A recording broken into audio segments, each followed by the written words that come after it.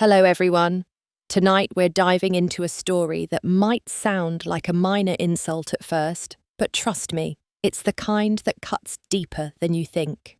Picture this bright, fluorescent lights above, the clatter of shopping carts, soft music playing over the loudspeakers. It's just another Tuesday morning at the grocery store, harmless, right? Until the person you raised, the person you sacrificed everything for, laughs out loud as his wife tells a cashier not to speak to you because you're just the maid. Now, you might think you'd cry. You might think you'd run. But not me. Because I've learned something in my 70 years, the ones who think you're weak often forget that you remember everything, and sometimes silence isn't surrender, it's strategy. So, before you get too comfortable, take a second to like the video and subscribe, but only if you truly enjoy what I do here. And please, drop your city and local time in the comments below. I want to know just how far this story will travel. Now, turn off the lights, maybe let a little white noise play in the background, and let's begin tonight's journey together. It started with ice cream. Well, the promise of ice cream. "We'll go after groceries," Judd chirped from the back seat, the way only a 12-year-old boy can, full of hope and sugar cravings. I smiled, still touched that he even wanted me there. At my age, just being invited felt like a rare honour. I climbed into the back of Blaine's SUV, wincing as my knees complained. Meadow was already in the front seat, pristine as ever, perfect hair, perfect makeup, perfect attitude problem. "Try not to embarrass us," she muttered, sharp enough for me to hear, low enough that Blaine wouldn't. I said nothing. Not because I agreed, but because when you've been around long enough, you learn that some words don't deserve answers. Meadow, my daughter-in-law, had a gift for cruelty wrapped in velvet. The grocery store was bustling, Morrison's market ironic, really, considering what I knew about it, but we'll get to that. For now, just know I'd been shopping there since it was a corner deli, since before Meadow was even born. Meadow led our mission like a drill sergeant with a shopping list. Blaine trailed behind her obediently, pushing the cart. Judd occasionally looked back at me with a smile that was half kindness, half pity. The kindness stung more. At checkout, the young cashier couldn't have been more than 22, smiled at me. "Good morning, Mum, how are you today?" I didn't even get at the chance to reply. "This old woman is the maid. Don't talk to her," Meadow snapped. There was a beat, a pause so sharp you could hear the beeping of the scanner stop mid-item. The cashier blinked, confused, embarrassed, and then Blaine, my own son, laughed. Not just a chuckle, a full, rich laugh.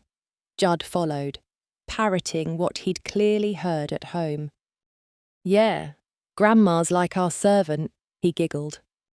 I stood there, gripping the strap of my worn purse so tightly my knuckles turned pale. The cashier couldn't meet my eyes anymore. He looked past me like I wasn't even there. "Paper or plastic?" he asked Meadow, as if I really were just furniture. "Plastic," she said, all smug satisfaction. Around us, people had started watching, some with sympathy, others clearly enjoying the drama, and I wanted to disappear, not from shame, but from rage and heartbreak. But the worst part, it wasn't Meadow's words, it wasn't even Blaine's laugh. It was realizing that this was how they truly saw me, not as a mother, not even as a person, just an obligation in orthopedic shoes. We walked to the car in silence. Meadow latched onto Blaine's arm, already planning dinner. Judd skipped ahead, already forgetting. And I walked behind, carrying their bags, their groceries, and all the weight of what had just happened. back home, no one mentioned the ice cream. No one asked if I was okay. I unpacked groceries in a haze, like a ghost drifting through her own life. Later that night, I sat in my little room, the one they'd given me when Meadow moved in, and decided she deserved the master suite. The walls were bare. The bed was narrow. The mirror across the room showed a woman I barely recognised. Grey bun, worn clothes, tired eyes. I looked like a maid. But inside me, beneath the wrinkles, behind the silence, something had started to shift. Something small, but sharp. A question. Not, why do they treat me this way? But, why have I let them? The next morning, I woke up to the soft hum of the dishwasher downstairs and the smell of Meadow's green goddess smoothie, a concoction she insisted made her skin glow. It always smelled like blended grass and broken promises to me. I sat up slowly in my narrow bed. My joints protested as usual, but I took my time. There was no rush. No one cared if I was late to breakfast. In fact, no one even noticed if I skipped it. Still, I padded downstairs and began my daily ritual, unloading the dishwasher, wiping down the counters, and setting the table. Blaine shuffled into the kitchen 5 minutes later, scrolling through his phone, grunting in my direction but never looking up. "Mum," he said mid-scroll, "Meadow and I are thinking of repainting the house this spring. We'll need you to pack up your room." I didn't ask why. I didn't ask when. I just nodded. "Sure," I said softly, even though every part of me wanted to ask, "Where do you expect me to sleep while the painters work?" But I didn't, because I already knew the answer. "The basement couch should be fine," Meadow said as she breezed in wearing athleisure like it was a fashion statement.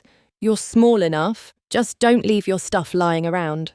"Okay, the painters hate clutter." I forced a smile. "Of course."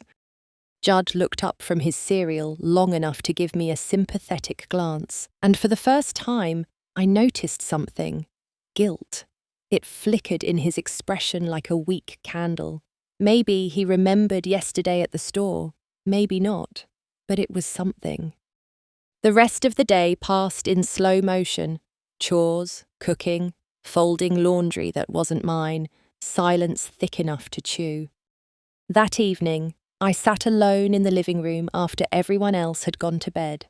I stared at the black television screen, watching my own reflection. There's an odd thing about aging. People think it dulls you, rounds your edges, but it doesn't, not really. If anything, it sharpens things. Your memory gets weirdly specific. You start remembering tiny moments you'd forgotten for years. Like the first time Blaine called me Mummy after his father left. He was 5 and scared. We'd eaten boxed macaroni on the floor because we didn't have a table yet. That memory made me ache. Or the time I opened my first catering invoice and realised someone would pay me for something I loved doing. Or the first time Meadow made me feel small, but I smiled through it anyway. I used to run a catering business. Did you know that? Probably not. No one in this house remembers. I started it out of desperation, but I built it with pride. I'd made enough to survive, enough to invest. Clients used to ask for me by name, Mrs. Harrison. "We must have your buttermilk chicken at the party." I even catered for some local officials, one of whom later introduced me to Bill Morrison. The Bill Morrison of Morrison's Market. He liked my food and my sense of humour, said I reminded him of his mother. When he needed funding to expand, I gave him a loan, quietly. In exchange, I became a 40% partner in his business, silent, invisible, just how I'd been trained to be. Meadow hated the catering. "It's undignified," she once said, frowning as if my pot roast had personally offended her. You're too old to be lifting trays. Besides, it's embarrassing when clients show up at the house. I tried to push back, but Blaine sided with her. It's time to relax. Mum, he said, you've worked enough.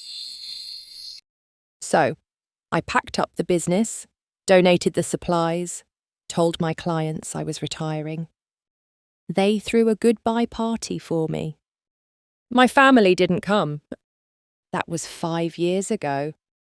And since then, I've folded into the walls, cooked in silence, nodded through decisions made without me, disappeared bit by bit until I couldn't recognize the woman in the mirror. But last night, after that grocery store humiliation, something cracked in. And today, sitting alone, I picked up the phone. I didn't call Blaine. I didn't call Meadow. I called Bill Morrison. Bessie, he said, his voice warm and familiar even through the static. It's been ages. What's the occasion? I want to come in, I said. He paused. Come in. To the office, I clarified. It's time I stop being a silent partner. I want to see the books. I want to check staffing. I want to be part of something again. There was another pause, this one different, thoughtful. Bessie, you've got impeccable timing, he said. I've been thinking about retiring next year. Wouldn't mind some help getting things in order. You've always had a sharp head for business. Come by any time. Tomorrow morning, I said, before I could hesitate. 10 o'clock. After I hung up, I felt lighter. I had a plan, a beginning. That night, I didn't cry. I didn't lie in bed wondering what I'd done wrong to deserve this life. Instead, I slept. Not deeply, but peacefully. The way you sleep when something inside you has finally said enough. The morning sun spilled into the kitchen just as I finished setting the last plate on the table. Blaine came in yawning, scratching his chest through his t-shirt like a boy instead of the grown man he was. Meadow followed a few minutes later, perfectly dressed for her Pilates class. I poured coffee and didn't say a word about where I was going. I simply slid a breakfast casserole into the oven, checked on Judd's lunch in the fridge, and wiped my hands on a towel like I wasn't walking out of this house and into a different version of myself. At exactly 9:30, I slipped my keys into my purse, tied a silk scarf around my neck, something I hadn't worn in years, and left. They didn't ask where I was going. They didn't care. Good. Morrison's Market looked the same from the outside. Brick facade, green awnings, and the same creaky, automatic doors that had never quite been fixed. But today, as I stepped through those doors, it didn't feel like walking into a store. It felt like walking into my territory.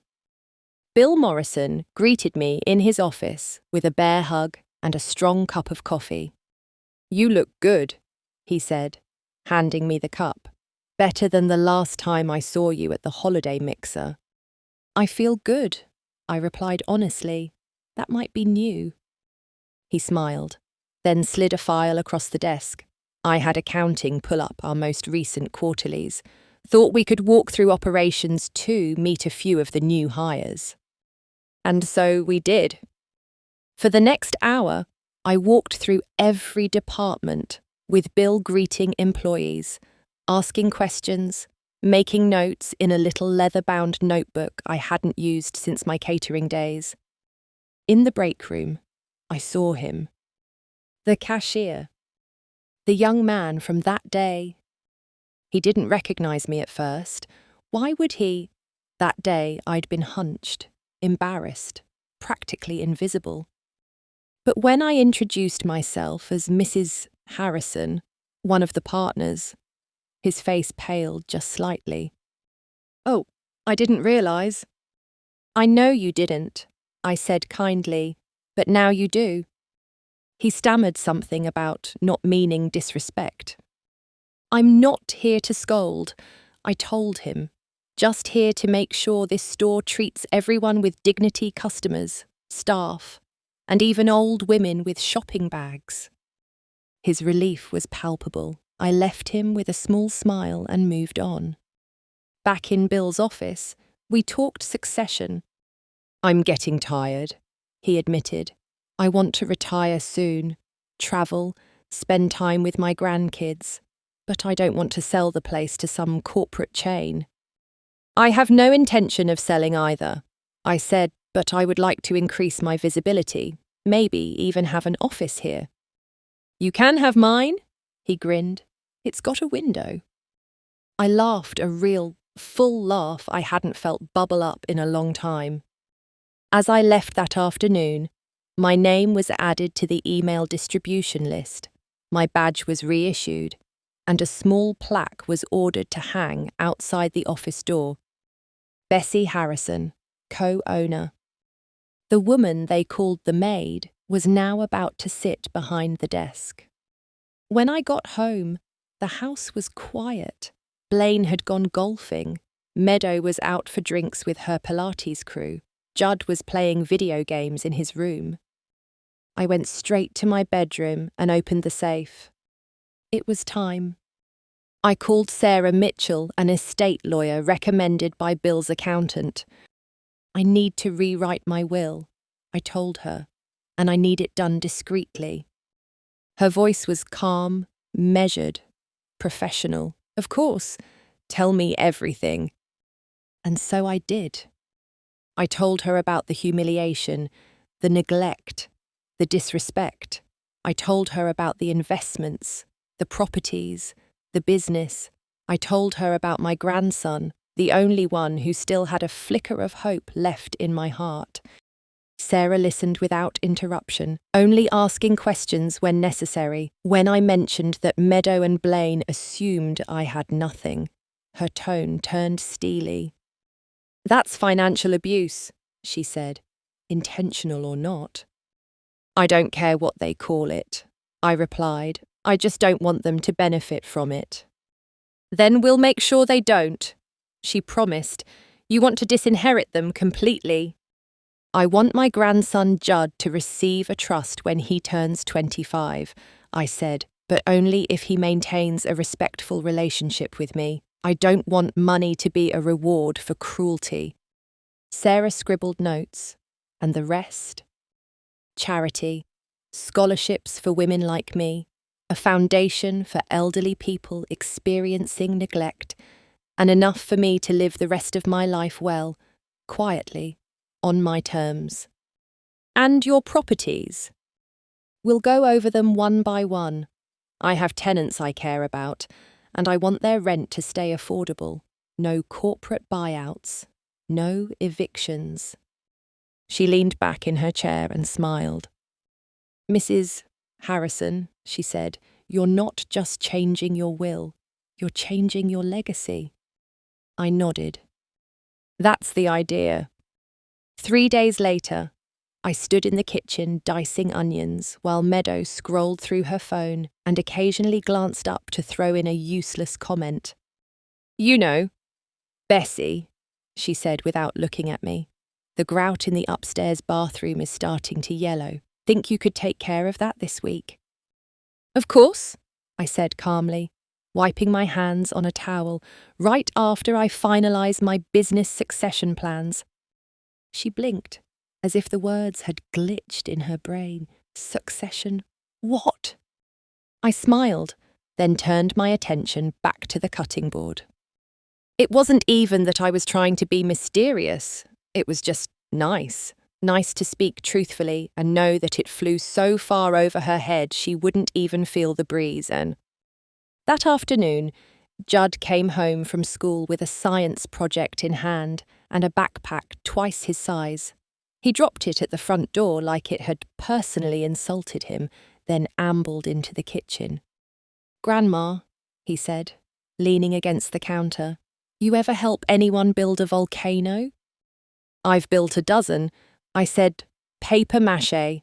Baking soda one even exploded across Principal Dunlop's gymnasium ceiling. His eyes lit up. "Cool," he said. "Can you help me with mine?" It was a small moment, but it cracked something open.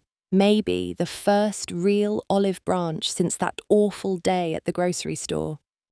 Later that evening, after dinner meatloaf, mashed potatoes, and glazed carrots, all of which Meadow picked at like she was judging them, I retreated to my room and reviewed the documents Sarah had emailed.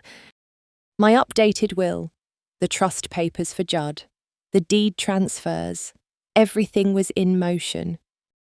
But I knew I needed more. Because this wasn't just about reclaiming my money. It was about reclaiming my narrative. So I began writing a letter. Not to Blaine or Meadow, that part would come later. This letter was for me. It was a long, rambling document filled with reminders of who I was. I listed every job I'd ever had from my teenage years cleaning motel rooms to the catering business I built with my own hands. I listed every betrayal too. The time Meadow accidentally threw away my recipe books. The Christmas they left me out of the family photo. The week they changed the Wi-Fi password and didn't give it to me. None of it dramatic, but each one a small cut. I closed the notebook and tucked it under my pillow. It wasn't for anyone else to read. Just me. Just proof? The next morning, I got up early, showered, and dressed in a soft lavender blouse and pressed slacks. I added a brooch, a silver rose that Frank had given me before we married. It hadn't seen daylight in years. At 10 a.m.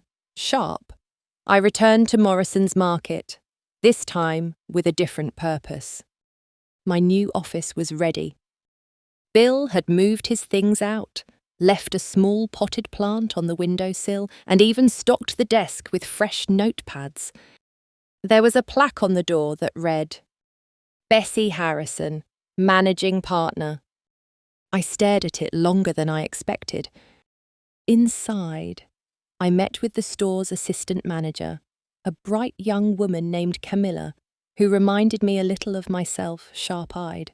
Good memory, ran the back room like a military operation. "I'd like to sit in on staff evaluations," I said. "Of course," she replied. "Anything else?" "Yes," I said, smiling.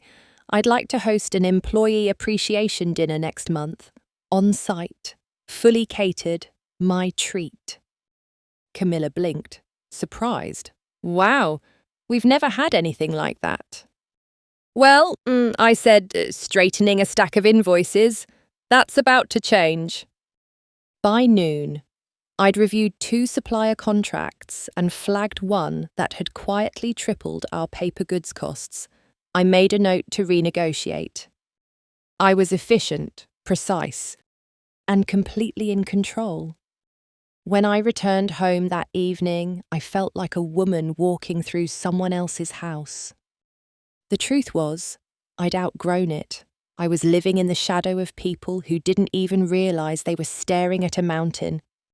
Meadow was in the living room with her friends again, book club. Though I'd never seen a book open once in those meetings, I went to my room, meaning to stay quiet.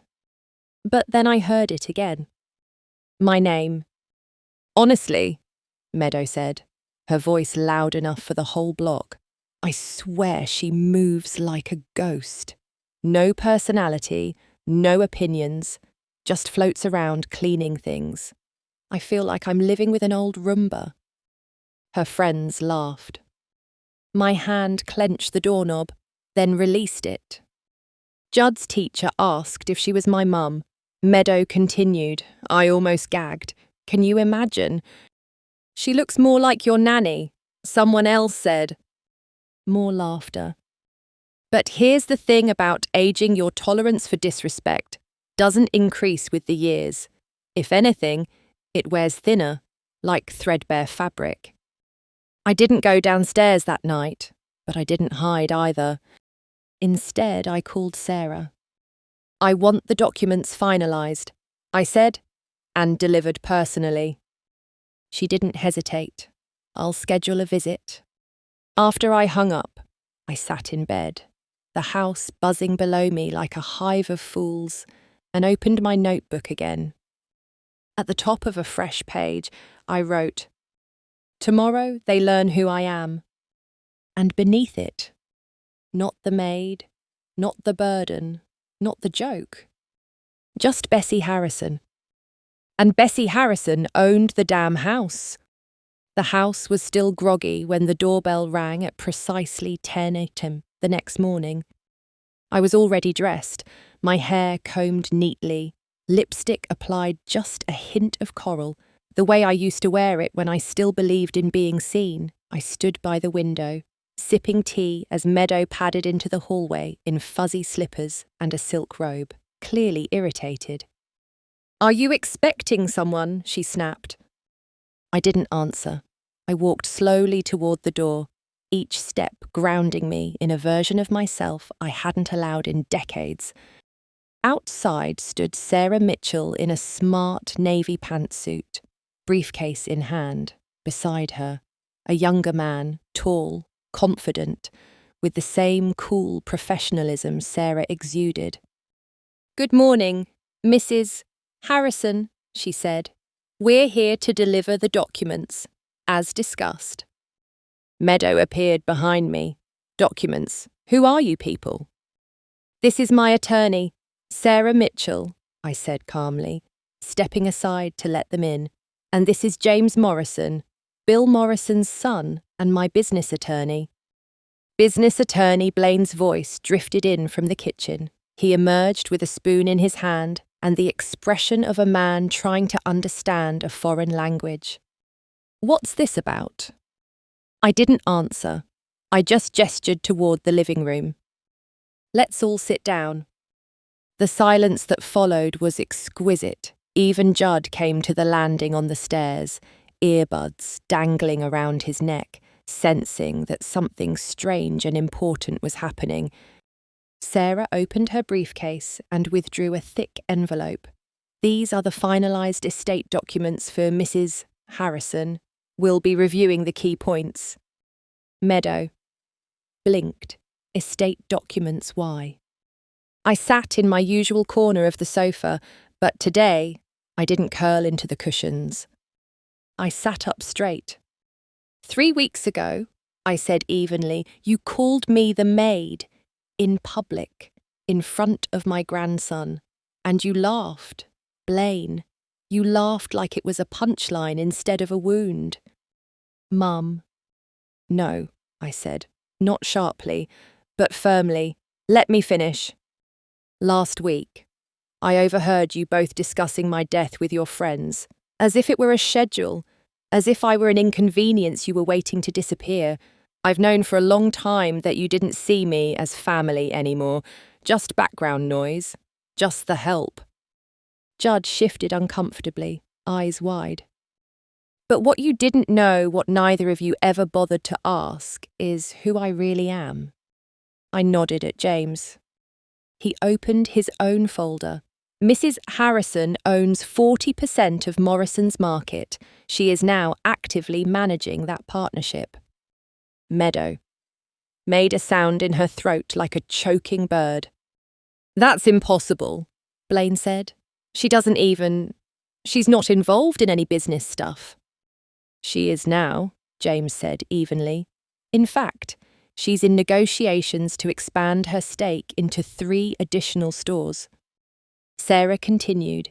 "She also holds full ownership of 4 downtown rental properties, a property management company with 12 commercial buildings under contract, and a financial portfolio valued conservatively at $47 million. Dead silence. Judd's mouth dropped open. Meadow went pale. "47 million, Blaine whispered. "For decades," I said, "I let you believe I had nothing, that I needed you, that I should be grateful for your leftovers, because peace was more important than pride, until it wasn't." Sarah pulled out another document. "This is a revised will," she said. As of this morning, Blaine Harrison and Meadow Harrison are removed as beneficiaries. The estate is placed into a charitable trust. Meadow gasped. You can't do that. You're our family. Family doesn't humiliate each other in grocery stores. I said, family doesn't mock you behind closed doors. Family doesn't treat you like furniture. Sarah placed another document on the coffee table. Furthermore, the mortgage on this home has been transferred to one of Mrs. Harrison's companies. You have 30 days to vacate. Blaine stood up so fast his spoon clattered to the floor. You're kicking us out. I'm reclaiming what's mine. I said, I've lived here for 22 years. You've lived here for 5. And in those 5 years, you've turned me into a ghost in my own home. But where will we go? Meadow sputtered. Anywhere you like, I replied. Just not here. Judd spoke up from the stairs, his voice shaky. Grandma, is this really happening? I looked at him and softened. Yes, sweetheart, it is. But don't worry, your trust fund is safe. When you turn 25, if you still speak to me like I'm human, you'll have your own piece of this legacy, a fresh start. Meadow looked like she might throw up. Blaine sat down again, hard, as if the wind had left his body. Sarah stood, gathering the documents. You'll receive formal notice this week. We'll handle all the transition logistics. Shh. I rose, collected my handbag, and nodded to them both. Thank you. As they left, I turned to my son and daughter-in-law, who were now frozen on the couch like abandoned statues. For years, I said, you treated me like I was disposable, invisible, but I am not invisible. I am the storm you didn't see coming. And with that, I walked upstairs to pack for a life that was finally about to begin. It's strange how a house changes once the silence is no longer yours. For the next few days, I moved through the hallways like a shadow with purpose. I wasn't hiding anymore. I was transitioning, packing what little I wanted to keep, leaving behind everything that had once made me small. I heard them arguing. Meadow's voice, sharp and shrill behind the closed bedroom door. Blaine's voice, quieter but no less panicked. I could guess the conversation without even listening closely. What do we do now? She can't just throw us out. Where are we going to live? What about Judd? They were unravelling, not because they lost me, but because they lost what they thought I was good for. By the 4th morning, I had my bags at the front door. A sleek black sedan from the hotel downtown pulled into the driveway just after breakfast. The driver stepped out and opened the trunk without a word. I carried my own suitcase out. Meadow stood in the kitchen, watching me from behind her smoothie glass like I was a ghost she hadn't fully processed. Going somewhere, she asked, feigning casual. Yes, I said, zipping my coat. Somewhere clean, quiet, peaceful. Do you plan on coming back? I paused. No. I turned towards the stairs. Judd was there, half hidden behind the banister, eyes uncertain. You leaving forever? He asked, voice small. I'm leaving for now, I said gently, but if you want to stay in touch, Judd, you know how. He looked down. I'm sorry for what I said at the store. I know. I left without hugging him. Because a hug is a contract, and he's still a child, one I love, but trust takes time. The hotel was quiet. My suite had large windows that overlooked the city. I sat by the window with tea in hand, watching the world spin below me, people hurrying on sidewalks, taxis honking, pigeons swooping between buildings. I was invisible again, but this time by choice. Sarah and I met the next morning in a downtown office tower. Over cappuccinos and legal pads, she reviewed the final deeds, the investment transfers, and the charitable endowment paperwork. "Are you sure about the rental properties?" she asked. "That's significant revenue to walk away from." "I don't need them," I said. "But people do. Working families, single mothers, young professionals with nowhere to go." She nodded, tapping her pen thoughtfully. "And the buyout of the grocery stores." "It'll go to the employees," I said. "They built those places just as much as I did. It's time they had a stake in it." Sarah smiled. "You're going to confuse a lot of greedy people, Bessie." "Good," I replied. "Let them stay confused." Over the following 2 weeks, I made moves most people never see coming. I closed accounts, opened new ones in Switzerland and Singapore. I shifted assets out of old banks and into sustainable, ethical portfolios. I visited every one of my rental properties and told the tenants face to face that their rents were staying the same, if not dropping. "You're like a myth," one of the tenants told me, eyes wide. "Landlords don't do this." "I'm not a landlord," I said. "I'm a woman who remembers what it feels like to scrape pennies for milk." That weekend, I met with James Morrison again at his father's lake house. We finalised the terms of my exit from the grocery chain. "You sure you don't want to keep a peace?" he asked. "No," I smiled. "I want to keep the peace." When I returned to the hotel that evening, a voicemail was waiting. "Blaine." He'd called 4 times. "Mum?" His voice sounded brittle. I don't even know where to start. We shouldn't have said what we did. I shouldn't have laughed. Meadow was wrong. I was wrong." Pause. "We're losing the house. Judd's confused. Meadow's threatening divorce. Everything's falling apart." Pause. I don't want to lose you too." I listened twice. Then I deleted it. Because here's the thing about apologies, if they only come after the loss. They're not rooted in love. They're rooted in fear. The next morning, I took a walk through the park.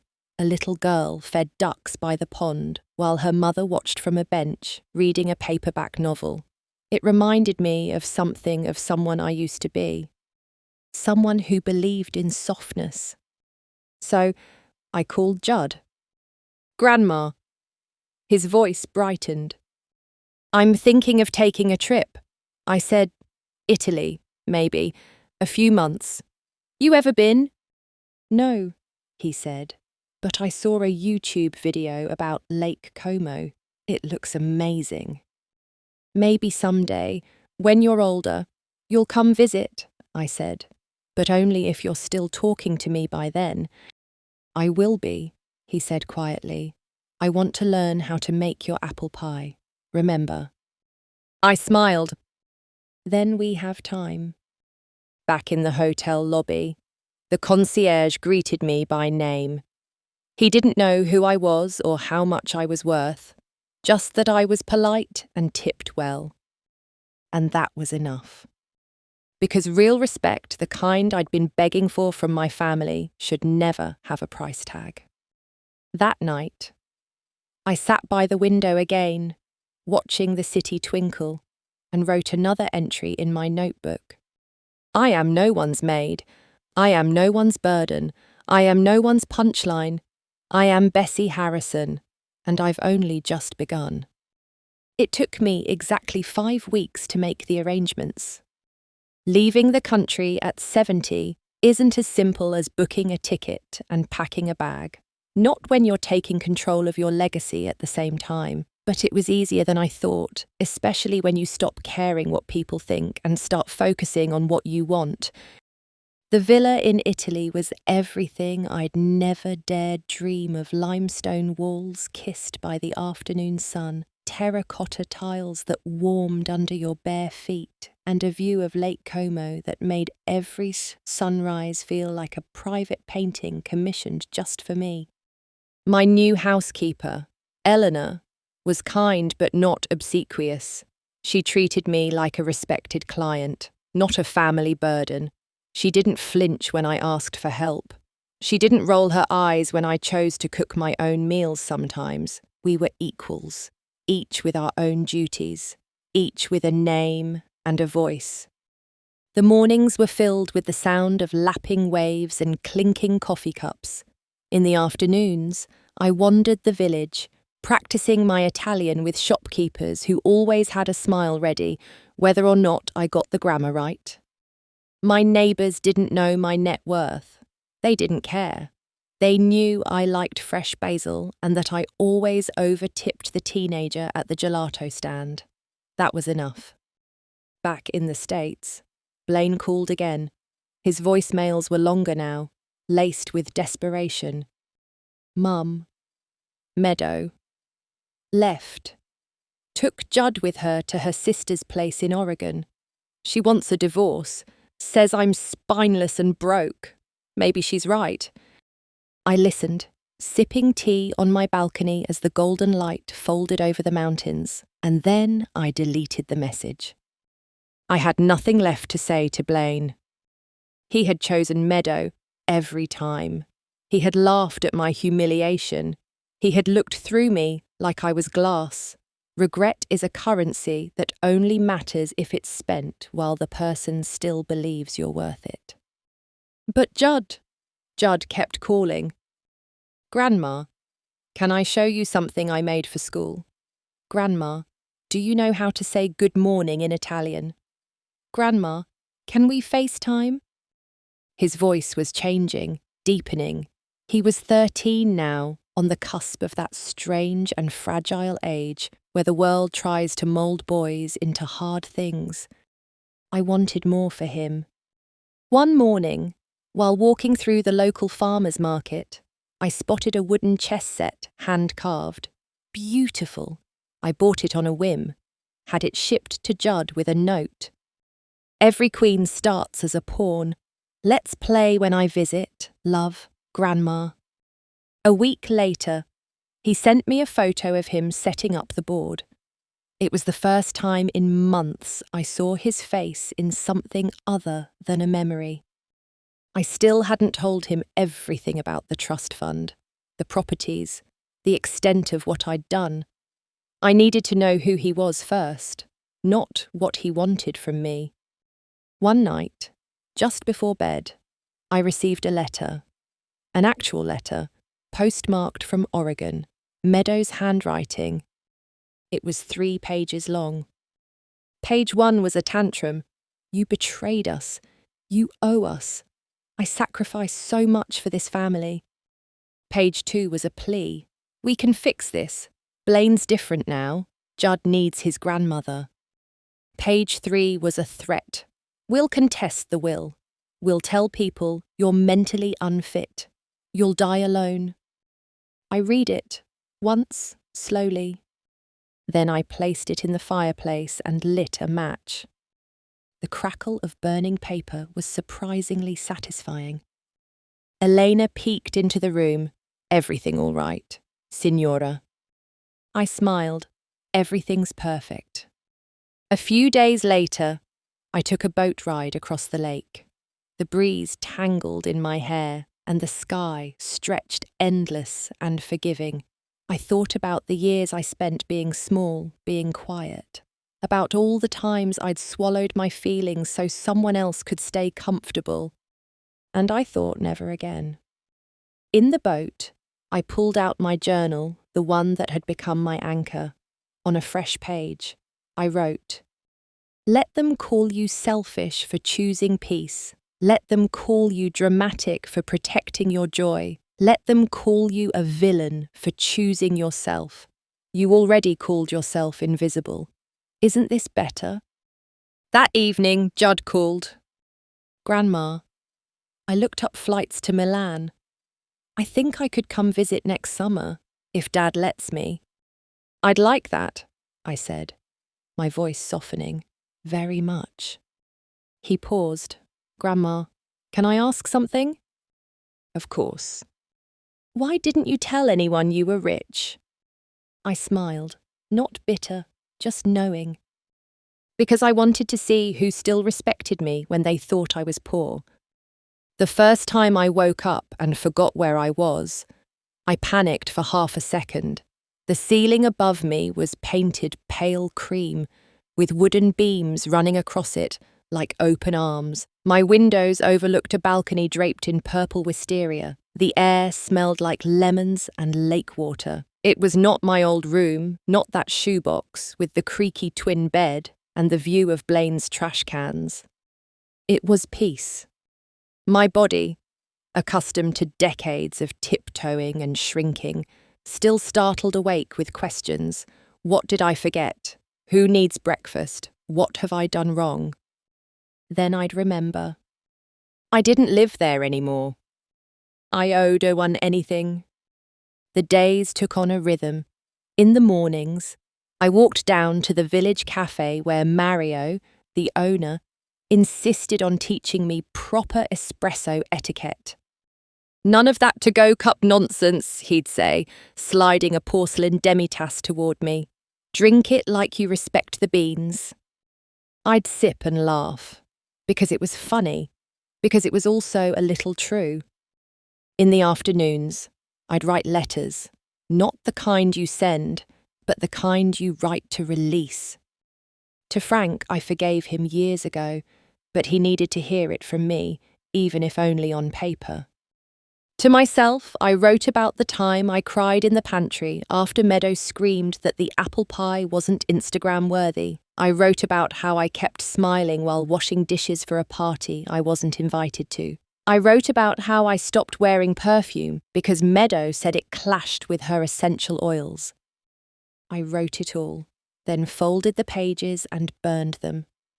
Some stories are meant to be told, some are meant to be released. And some are both.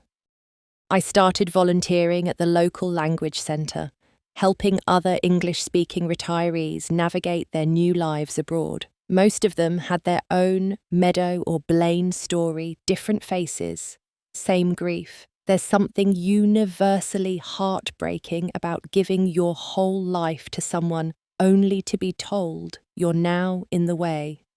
One woman, Nancy from Idaho, said, "My daughter-in-law said I was bad for their energy. You believe that?" I did.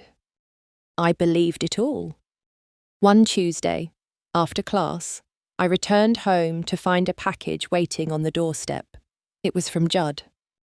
Inside was a small notebook, the same kind I used to carry in my apron pocket. Grandma's recipe, journal, volume 1, and a note in his handwriting, "I want to cook like you. Save your stories here." My heart, which I thought had toughened, softened like butter in a warm skillet. I called him that evening. He answered on the first ring. "I got your package," I said. "It's perfect." "I figured you had more to say," he replied, "and maybe I have more to learn." That night, I wrote my first recipe, my buttermilk chicken, with a full page dedicated not to ingredients, but to when to make it. When someone is tired of pretending to be okay, when laughter feels forced, when it's been a long day, a bad day, or no reason at all, that's when you make this. Weeks passed. The letter came in early spring. From Blaine. Handwritten, no threats, no pleas, just words. He said he'd started therapy, that he was working part-time at a small accounting firm, that he missed me.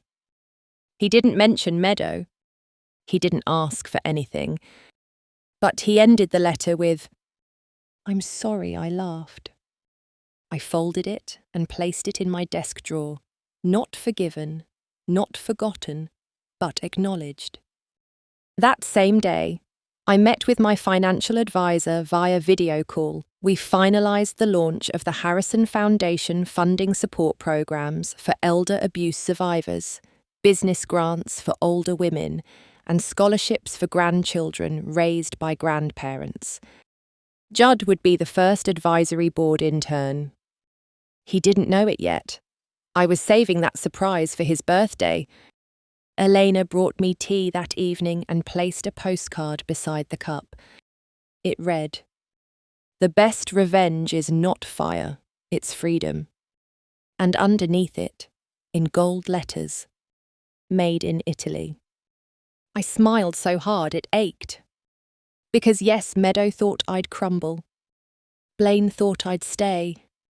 Everyone thought I'd just endure until I was gone. But I didn't. I bloomed. Late, yes. But vividly, fiercely, and without apology. Spring turned Lake Como into a painting, blooms tumbling down terraces, boats drifting lazily in the harbour, and sunlight that warmed the cobblestones like a silent blessing. I found myself waking up earlier just to catch the morning mist before it lifted. There was something sacred about that stillness. One morning, while slicing fresh figs for breakfast, Elena peeked in and said, "There's a young man at the gate. He says he's your grandson." I froze. My hands didn't shake, but something in my chest fluttered like a page turning fast. "Judd." I stepped outside barefoot, my robe knotted loosely at the waist, and there he was, taller now, a little awkward in his limbs, carrying a suitcase too big for a weekend.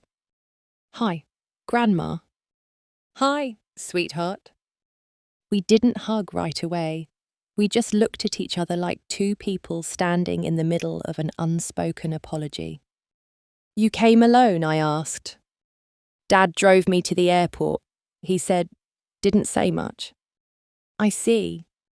I told him it was important. I led him inside, made him toast with ricotta and honey, and poured him a glass of fresh orange juice. He looked around the villa with wide eyes, then smiled faintly. "It's weird," he said. "I thought it would be huge and cold, like rich people huge, but it feels like you." I didn't ask what that meant. I knew. We spent the morning walking through the village. He asked a million questions. How did I buy a market? When did I learn Italian? Why did I never tell anyone about the money? I answered what I could, but some questions don't need full explanations. They need presence. They need time. That evening, we played chess under the pergola. The sun cast long shadows across the board. He lost quickly. "Still terrible at strategy," he mumbled. "You'll get better," I said. "Losing teaches you more than winning ever will." Judd was quiet for a moment. "I think Dad's actually trying," he said. "Trying what?" "To change. He's different without Mum." I arched a brow. Different good, or different just. Not yelling. Judd considered it. He says less, but what he says now feels like he means it. I didn't say anything. Because even if Blaine was changing, that didn't rewrite the past, and it certainly didn't obligate me to return. But I was glad for Judd. That night, we cooked dinner together, homemade pasta and my lemon chicken, the recipe he begged to learn. You know, he said while zesting lemons, "You could be a YouTuber, Grandma Cooks Back or something." I burst out laughing, the kind of laugh that makes your sides hurt and your soul remember what it feels like to be alive.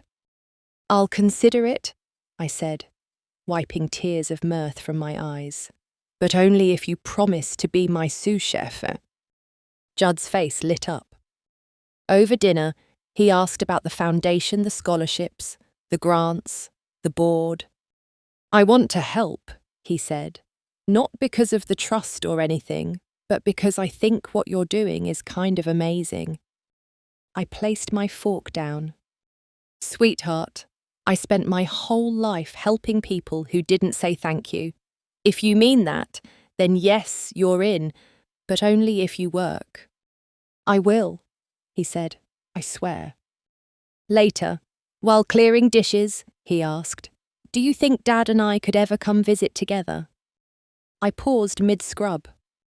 That depends, I said carefully, on whether he understands that coming here isn't about fixing me, it's about respecting who I am now. I think he does, Judd said, but maybe you'll have to test him. I smiled. Maybe I already am. That night, I tucked him into the guest room under soft cotton sheets, the windows open to the sound of the lake. Good night, Grandma. Good night, Judd.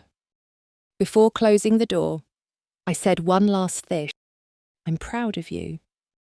He blinked, surprised. Why? Because you didn't have to come here, but you did. That matters more than you know. As I returned to my room, I passed by the mirror in the hallway. The woman staring back at me had silver hair and soft wrinkles, but her eyes were sharper now like polished stones. She wasn't waiting anymore. She wasn't hiding. She wasn't the maid. She was someone's hero. And that someone had finally come back to say, I see you. Judd stayed with me for 10 days. 10 of the most healing and quietly joyful days I'd had in years. We fell into a rhythm so easy, it made me wonder why I'd spent so long believing my presence was a burden. Morning walks, midday chess, evening meals under soft golden skies. We talked about everything school, memories, regrets, dreams, and we didn't talk about some things. That was okay, too. On his final evening, we sat on the balcony, sipping hot chocolate mine with a splash of espresso, his with too many marshmallows. The lake shimmered like melted glass. A gentle breeze tugged at the corners of the tablecloth. Grandma, he said, do you think people can change? The question wasn't innocent. It was a thread with his father's name woven through it. I didn't rush to answer. People can change, I said, but only if they choose to, and only if they don't expect a reward for it. He nodded slowly, like the answer made sense but still stung a little. I think Dad misses you. I think he misses the version of me he invented, I said, the one who didn't ask for anything and quietly cleaned the kitchen while being ignored. He says he wants to talk, not just call, face to face. I looked at my grandson, this young man with his father's eyes but not his blindness, and sighed. Tell him I'll meet him, I said, but not in that house, not where I was treated like wallpaper, somewhere neutral, somewhere quiet. Switzerland, Judd joked. Let's start with Zoom. We both laughed. The next morning, I walked Judd down to the ferry. He hugged me tightly this time, arms wrapped around my waist, like he didn't want to let go. I'll be back, he said. I'll be waiting. After the ferry pulled away, I returned to the villa and brewed myself a fresh cup of coffee. The silence wasn't heavy anymore. It was earned. It was mine. That afternoon, I called Sarah and finalised the last round of paperwork. The trust for Judd was officially active, structured in stages: education, housing, and a fund for when he turned 25, contingent on respectful communication and a visit at least once a year. I'd never use money to manipulate him, but I wouldn't let him forget what mattered, neither. I also expanded the Harrison Foundation. A new program, the Silver Start Initiative, grants for women over 60 starting businesses, especially those pushed out of work or family homes. I funded it in full that same day. That evening, Eleanor handed me another envelope from the U.S. I recognised the handwriting immediately. Blaine. This time, the letter was different. There were no accusations, no defences. Just a man, my son, writing like someone who finally understood that love wasn't owed. It was cultivated, and neglected love doesn't come back just because you finally call it by name. He wrote, I know I can't undo what I've done. I can't unlaugh at the things I should have stopped. I can't pretend I didn't see how Meadow treated you, but I see it now, and I hate who I was in that house. I let my comfort silence my conscience. I don't deserve your forgiveness, and I won't ask for it. But if you ever want to talk, even just once, I'm here. Not as your son who thinks he's entitled, just as a man who's finally listening. I folded the letter and placed it beside Judd's notebook. Later that night, I sat on the terrace with a glass of wine and looked out across the lake, the lights of little boats flickering like fireflies. I thought about Blaine, about Meadow, about the woman I used to be, the one who whispered yes so often she forgot she could say no. And then I thought about you. Yes, you, the one listening right now, wondering if it's too late to reclaim your dignity, your voice, your joy. Let me tell you, it's not. It's never too late to become someone you can respect again. The world may not always applaud when you stop shrinking, but that doesn't mean you're wrong to grow. So if today is the day you stand up for yourself, I'll raise my glass to you from Lake Como. And if not, I'll raise it anyway. Because one day, I know you will.